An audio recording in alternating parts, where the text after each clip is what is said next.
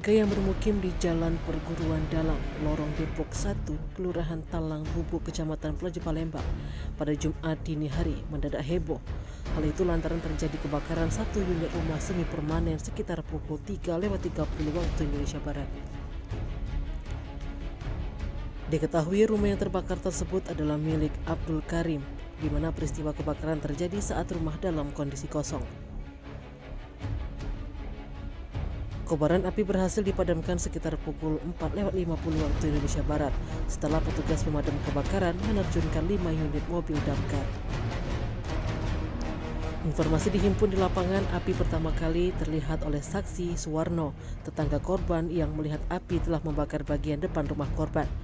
Kemudian melihat api memumbung besar, Suwarno kemudian mengabarkan kepada saksi Darman, lalu mengabarkan ke warga sekitar.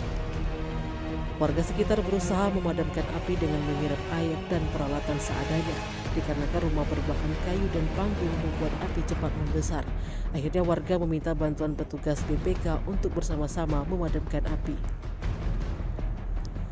Kapolsek Pelaju Palembang AKP Hendri Permana membenarkan adanya kebakaran tersebut yang menghanguskan satu unit rumah semi permanen ukuran 4 meter x 6 meter di Jalan Perguruan Dalam, Lorong Depok 1, Kelurahan Talang Bubuk, Kecamatan Pelaju Palembang. Untuk kebakaran sendiri, lanjut AKP Hendri diduga akibat korsleting listrik. Tim Liputan Sumsel Update TV melaporkan.